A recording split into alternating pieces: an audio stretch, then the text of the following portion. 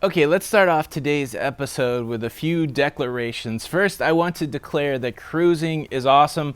Cruising is my favorite type of vacation. A lot of times when you talk about something negative, it seems like people come out of the woodwork. Oh, I'm never going to try cruising. You make cruising sound so horrible. Some of those people could just be trolling, but some people might have some general fears. I just want to remind everybody out there that in life there are things that are good and things that are bad, and there's really nothing immune to that. Cruising is no different. There's a good side to cruising, and there's a dark side to cruising. In today's episode of the Lido Loca Cruise Show, we're going to swing over to the dark side and talk about being quarantined on a cruise ship.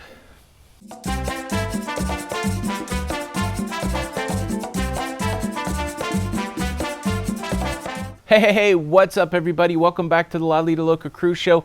I'm your host, Tony, your guide into that cruise life today. If you enjoy cruising, consider subscribing with the notification bell on. That way you don't miss out on any of our episodes. So let's talk about the Diamond Princess. This story begins close to 3 weeks ago when a gentleman that was on the Diamond Princess went about his way and had an excellent cruise vacation, got off the cruise ship, returned to his home country, and manifested with the coronavirus. He became a confirmed case of someone who has the coronavirus. Japanese officials were alerted to this, and when the Diamond Princess went to dock in Japan, they put up their hand and said, look, we heard that somebody who was on your ship last week has coronavirus. We need to check the passengers that are on board. No entry allowed into Yokohama. Health officials went onto the Diamond Princess, they tested all the passengers, and they came away with 10 confirmed cases of the virus. They removed those 10 people from the cruise ship. They took them on shore there in Japan to a special quarantine facility where they could be treated, and they put the whole ship in lockdown on quarantine for 14 days. Now this may sound like a great thing. You're getting a longer cruise. You might get some extra loyalty bonus days, but this is not the case. They were put into a quarantine in their cabin. That means you're not wandering around enjoying all the amenities of the cruise ship.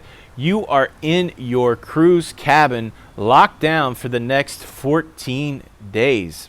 And for those of you that cruised before, you know that these cabins are not very big. Now all of a sudden you are locked in, possibly with another couple people, into your cruise cabin for a fortnight, for 2 weeks. To compound matters, the ship had to leave the harbor there at Yokohama, had to go back to sea, do some of its maintenance, had to get fresh water, some of the mechanical things that ships have to do that they do at sea.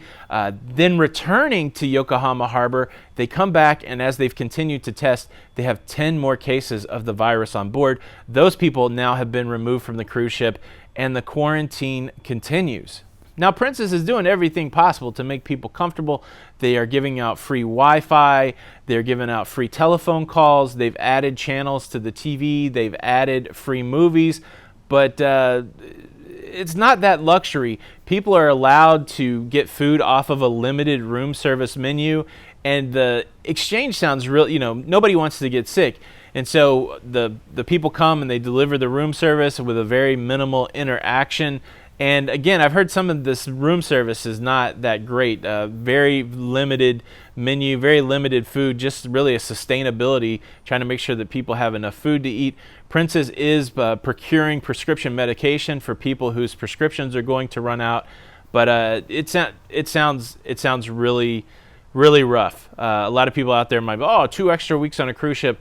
It sounds like you're locked down in a fancy prison. That is what it sounds like to me. I've been following a guy on Facebook. His name is David Abel. Just search David Abel on Facebook, David Abel Quarantine, and he is actually on the Diamond Princess, and he is giving updates. It's his 50th wedding anniversary. He went on this dream cruise, and now it has turned out to be a nightmare.